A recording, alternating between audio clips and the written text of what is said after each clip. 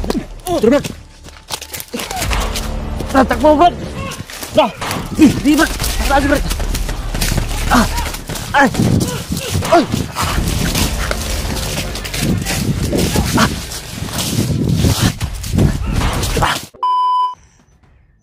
Wala kaming ayos na tulog po mga tol. Grabe yung pinagdaanan namin dito. Talagang nahirapan kami sa paglabas dito, paglayo dito sa area na ito kasi daming kalaban talaga na nakasunod na nandito yung si Brad Takloy at yung bata na dala namin.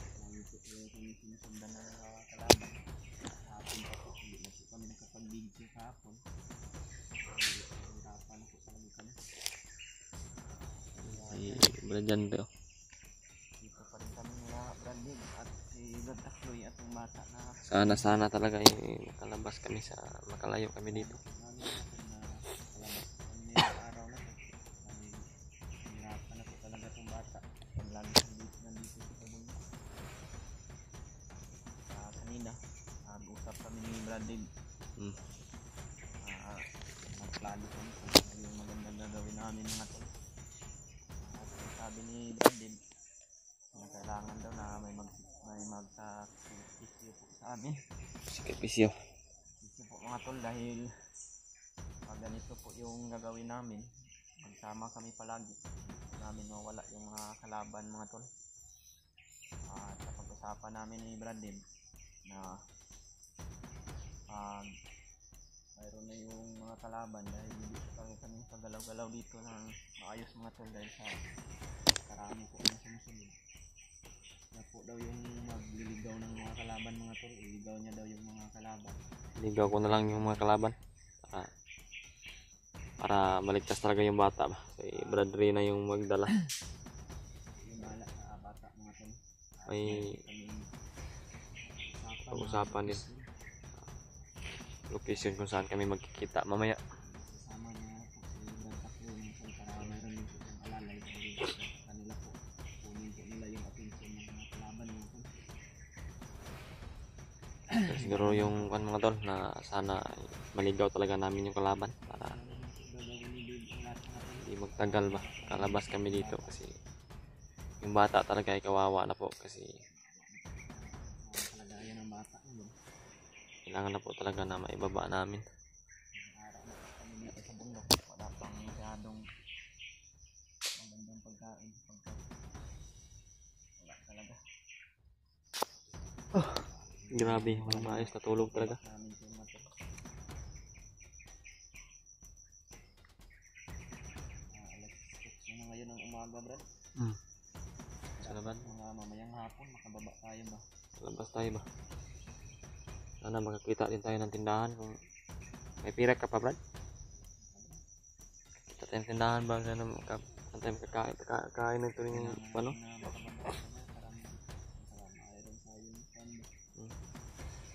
Bata, gutom na ba?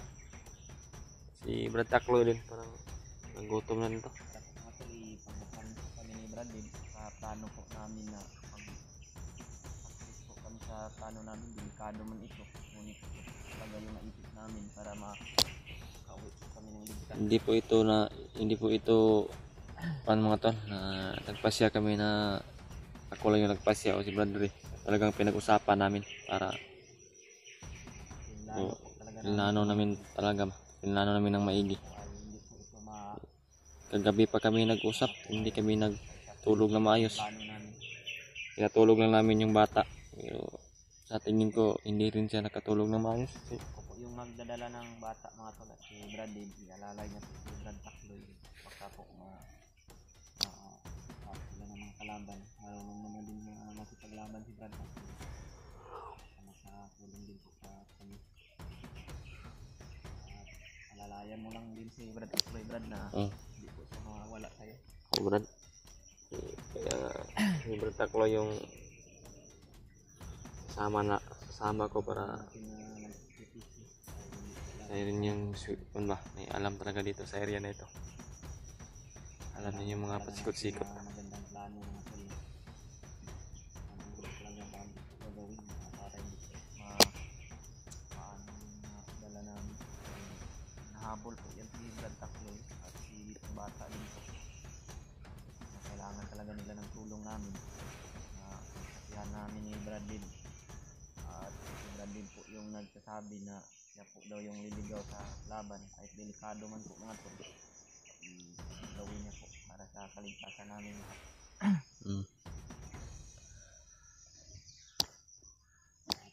Ay, magtagumpay tayo, Brad. Ngunit mayroon kaming pinag-usapan na location mga tol. Doon po kami Doon kami magkita. Kung sino man yung mauna doon. Maghintay lang tayo, Brad. Hintayan lang tayo, Brad. Kung man yung mauna doon, hintayin nyo lang kami. Kami din yung mauna doon. Hintayin din namin kayo. Dahil hanapin natin yung daan. Search tayo mamaya dito sa Google Maps kung baka may daan. Tingin tayo sa map. Hanap tayo ng pwedeng kita tayo ng mga madaanan natin sa paglabas ba. Bukas po mga tol. Arawan po ng birthday po ni Brandon bukas.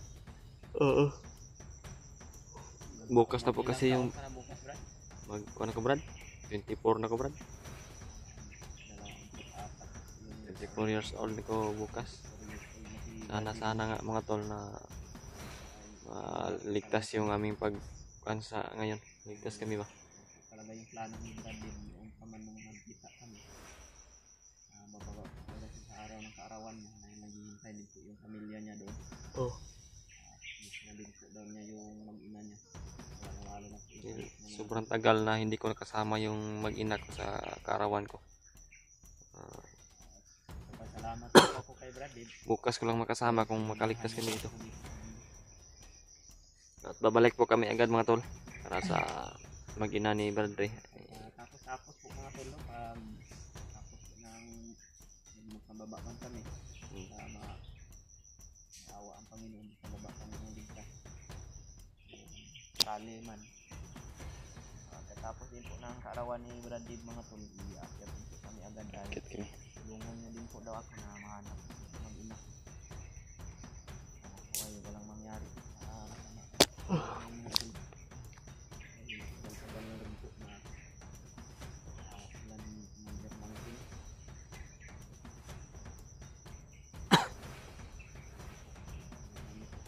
Pagdasal mga po.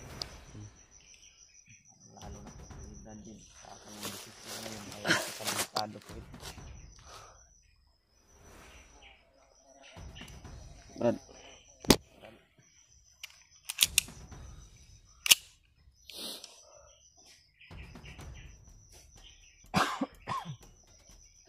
Ayun na yung pasya natin, Brad.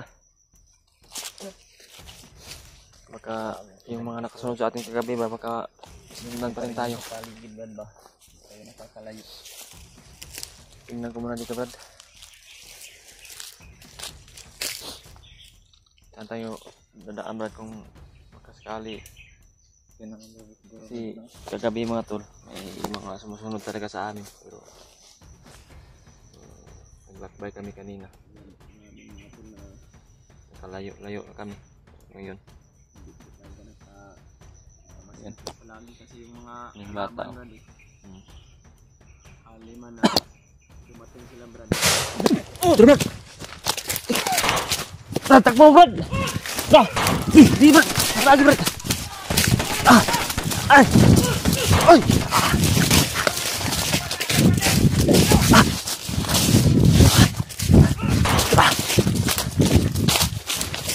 Brad, tandaan, Brad. Brad. Ha? Oh.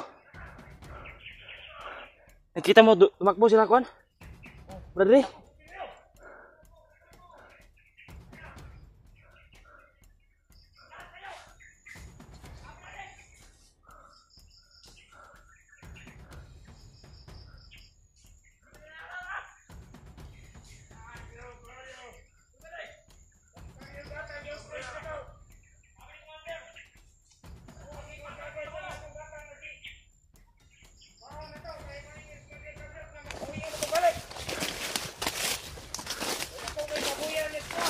Ito. Talagang sinusundan kami. Brad. Ha? Oh. Kapangin mo.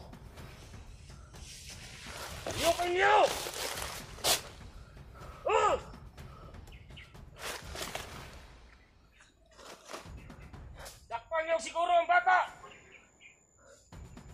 Bastang nagdas mga bata, mga vlogger. Katong kauban nga nag-rescue kasi nga nagkuhan. Walang takloy. Nag-uban sila.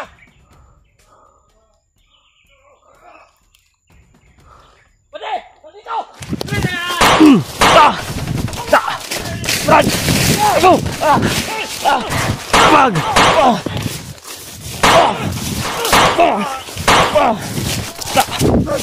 Lumawan!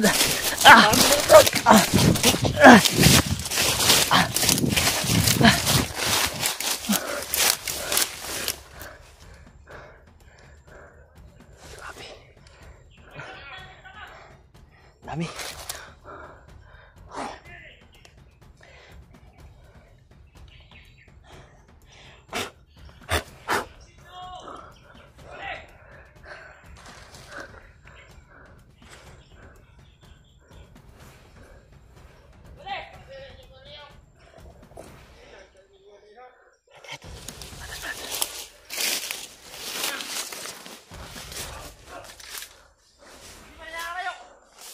Dito talagang nag-success yung aming plano ni Brad. Dito sumunod sa amin yung mga kalaban, kami yung sinundan. Kaya dito namin ito.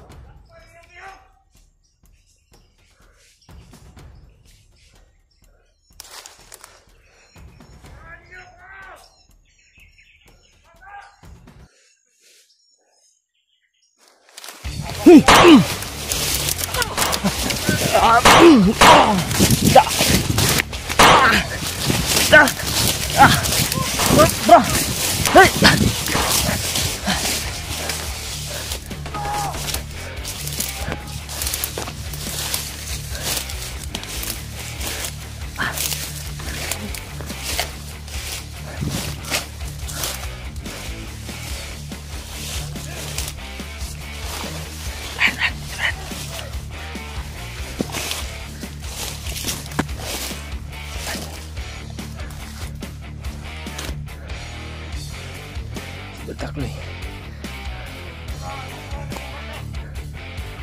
Kumagat lang sa plano namin.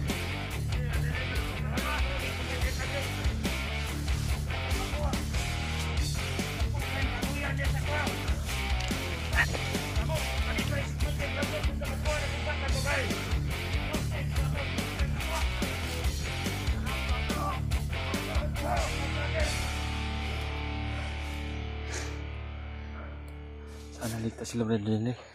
Sila Brad Lee ba? Sana eh. Wala nakasunod mo.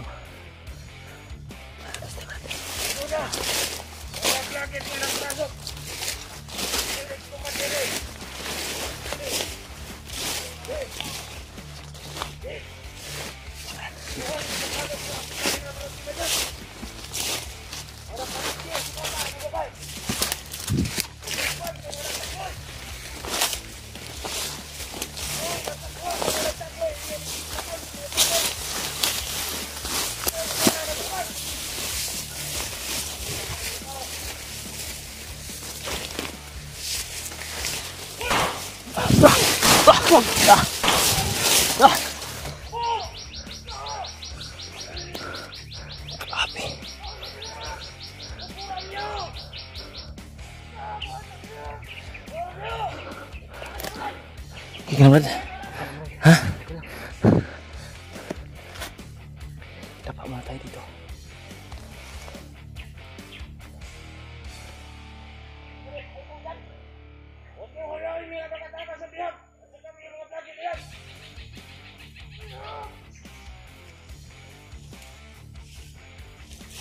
Brad, patayin mo yung Brad. Utang ilang takloy na yan! Yan na yung kakakuha sa biyan natin! Ang sabi ni Baglot, Pag mahuli natin! Malaking tulog sa...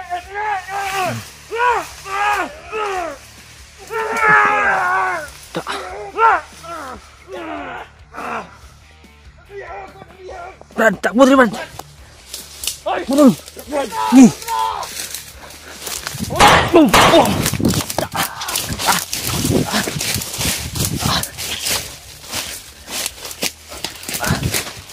Tigas ka sa Brad, ha? Tigas, laban. Tika na ako nun. Brad, hawak sa akin, Brad. Tugulilong tayo. Hawak ka.